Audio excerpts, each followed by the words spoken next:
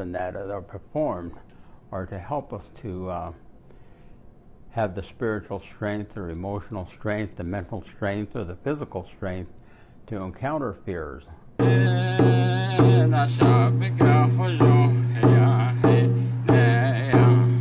The term walking in beauty, the teaching associated with the Wajongo Nashado is to say that may I walk in beauty, or Wajongo Deitado sometimes is said in that way, which means we will walk in beauty. But walking in beauty has its origin with the teachings of coming from the first world, being brought into existence by a male and a female holy people in the first world, in the world where there's no surface, in the world where there is mist, in the world where it is gray and dark, and then eventually growing in greater awareness and intelligence so we could go into the second world, which is the blue world. And in the blue world we became spirit beings, or air beings sometimes is what they refer to it, but it actually is that we became spirit beings, and we continued to grow in greater awareness and greater intelligence until we could progress into the third world. The third world is where we are at now, the yellow world, because of the yellow sun, the moon, the stars, the fire, and the corn pollen, and all of the pollen of all vegetation and life forms, which is vegetation, insect, birds, and animals, and even the five-fingered being, which is us. We are five-fingered beings because we have five senses of sight, smell, touch, taste, and hearing. And these senses can get us into a lot of trouble. So if you hold up your hand, there are four spaces between the five fingers. These are the sacred, invisible senses that we are supposed to use in combination with our physical senses as we journey through life, so we don't make so many errors as we journey through life. But the story of walking in beauty, actually, when we came into this world from the previous world, we arrived as a spirit being. When we entered this physical form, we let out a cry. We become an emotional being for the very first time. And then as we expressed ourselves with that cry, somebody picked us up and cared for us. And we become a thinking being for the very first time. And then as a thinking being, we become aware of our physical environment and our physical self. So it is that we are told we are four beings in one: a spirit being, an emotional being, a thinking being, and a physical being. Now here in this world, in the third world, it is our responsibility to grow greater aware and greater intelligence in the four areas of our being: spiritually, emotionally, mentally, and our physical environment. But there's something that will stop you, and that is fear. And fear, there are four types of fear. There's spiritual fear, emotional fear, mental fear, and physical fear. They're all very real. And they will stop you from growing in those areas of your being. Anoseto, which means to grow.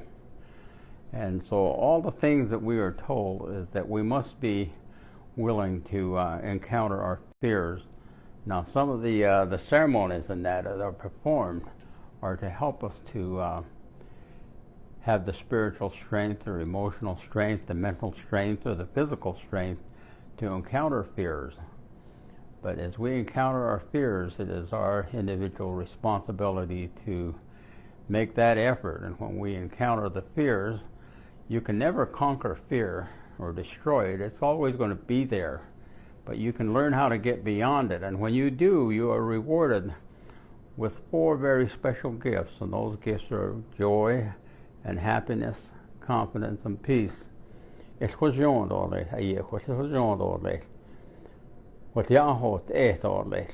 are the things that we strive to do in this life.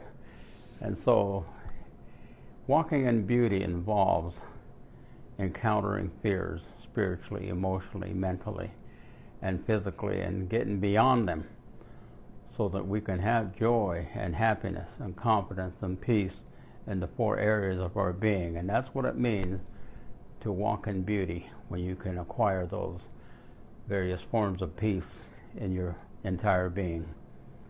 That's what we are told.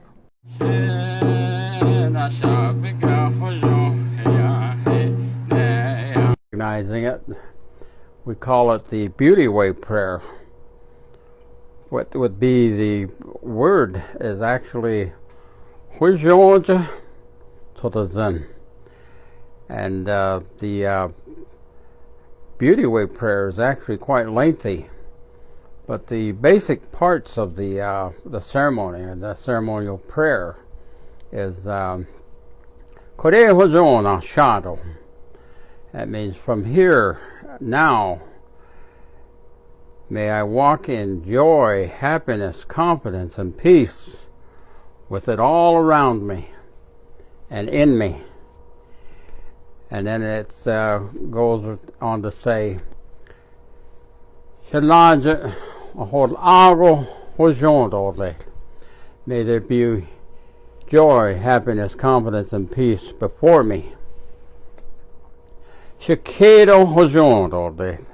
Behind me, let there be joy, happiness, confidence, and peace behind me.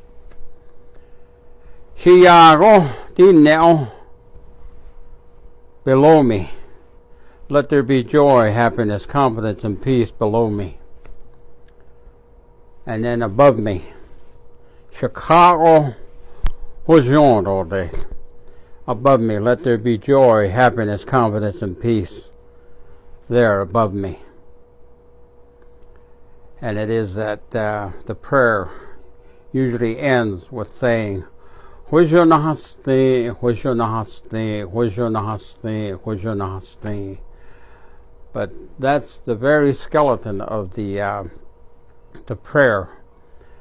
But so much of it is necessary to understand that this is a direction that is before me, behind me, below me, above me. Let there be joy, happiness, confidence, and peace.